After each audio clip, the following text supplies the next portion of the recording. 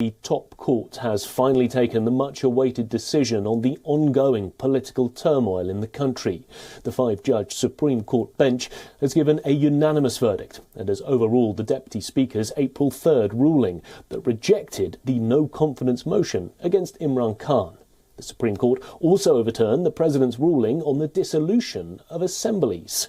The opposition hailed the Supreme Court verdict, with the leader Shehbaz Sharif welcoming the judgment as a big win for democracy. He vows to ensure that the two motions ordered by the apex court are now voted upon.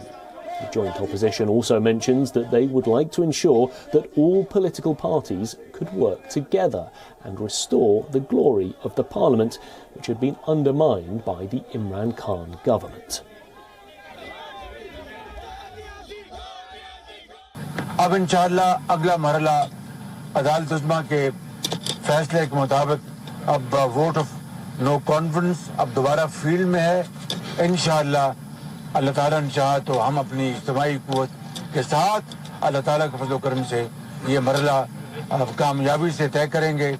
उसके बाद दूसरा मरहला होगा, उसका भी अदालत उज़्मा ने अपने फैसले में शॉर्ट ऑर्डर में लिख दिया है, वो लीडर ऑफ द हाउस के चुनाव का, वो भी इंशाअल्लाह अल्लाह के फजल से हम उसको तय करेंगे। इंतकाम का लफ्ज़ हमारे डिक्शनरी में नहीं है। कानून इंसाफ अपना रास्ता अपनाएगा और ये ना गैब का इल्म हमें है ना नैब का इल्म हमें है। अलबत्ता नैब न्याजी गठजोड़ को हम तोड़ के रहेंगे इंशाअल्लाह, जिसने पाकिस्तान को बेपनाह नुकसान पहुंचाया। दूसरी जो आपने सवाल किया उसका जवाब ये है कि अगर पीटीआई वाले इस्तीफा देते हैं तो ये उनकी मर्जी है, लेकिन हम इंशाअल्लाह इस ऐवान के जो सुनहरी रवायात हैं उसके मुताबिक चलाने के लिए हद्दुल मक़दूर कोशिश करेंगे एंड पूरी कोशिश करेंगे कि हम सबको साथ लेकर। The PMNL leader and daughter of former Prime Minister Maryam Nawaz Sharif has already declared Shehbaz Sharif as the Prime Minister. But the incumbent Prime Minister, Imran Khan, remains defiant. He's called for the session of the freshly restored cabinet today and will be addressing the nation right after the meeting. But the Prime Minister, meanwhile, has been losing numbers like never before, and the chances of him winning the no-trust vote look extremely bleak as of now.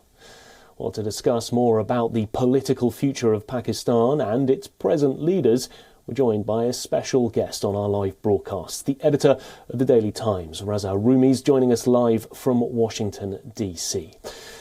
Well, let's start with this. The Pakistan Prime Minister Imran Khan says that he will continue fighting. He has been defiant, but the numbers in Parliament are certainly against him. So do you feel that tomorrow's no-confidence motion is somewhat of a foregone conclusion now?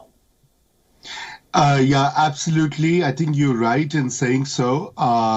The opposition had already, garnered the right number of MPs to topple Imran Khan's government last Sunday, when Imran Khan's deputy speaker from his party acted in violation of the constitution and issued an illegal ruling and dismissed the vote. And thereafter, Imran Khan attempted to dissolve the National Assembly.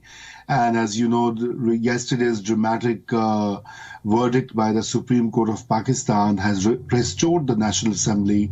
And there are very, very, as you rightly said, slim, or I would say next to none chances, if the vote of no confidence goes through tomorrow as planned and as ordered by the Supreme Court, it's a foregone conclusion that Imran Khan won't be the Prime Minister.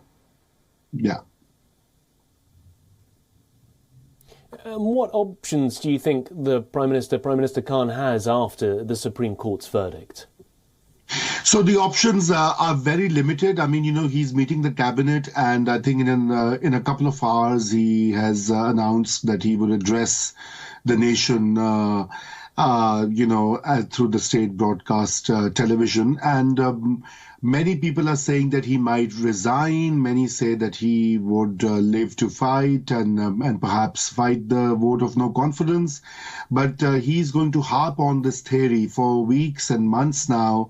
He's been saying that his government is being toppled at the behest of the United States. He's hatching a conspiracy theory where he's referring to some cable by the former ambassador of Pakistan in the US, in which some informal discussions with US officials are cited as a proof. It's a very sketchy and a very, very, weak linkage that he's drawing. But, in Pakistan, anti-Americanism is a popular sentiment. So that's what Imran Khan is doing, playing to the gallery, garnering public support on the basis of that. And sadly, many people are buying it, especially his supporters. So he'll probably harp on that theory as well. But he's run out of options. In short, it seems that he would be out sooner than later. Yeah. If we could turn to the opposition now, Shehbaz Sharif has been named as the opposition's candidate for Prime Minister. But what challenges do you think the opposition now face? Yeah, that's a big question mark, because if you're following developments within Pakistan, Pakistan is in the midst of an economic meltdown. The price of rupee has been falling consistently, reaching historic lows yesterday. It has revived a bit today, and there's a huge current account deficit. Because the imports have increased and the oil price is going up. It has had a huge impact on Pakistan's economy. So the options before the next incoming government are again very narrow, and it's going to be a very, very tough, ride. Perhaps economic management and fixing some of the problems and the aspects of misgovernance that Imran Khan government had displayed while in power would be the biggest challenge for the next government. And it's not going to be an easy ride for them at all. In fact, many fear that, a lot of economic failures would be attributed to the next government, because people are facing high inflation, unemployment, and they tend to blame whoever is in power.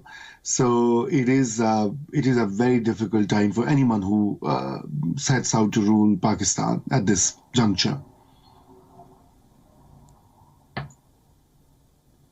Raza, thank you very much for your time today and your analysis. That was Raza Rumi, joining us live from Washington, D.C., the editor of the Daily Times.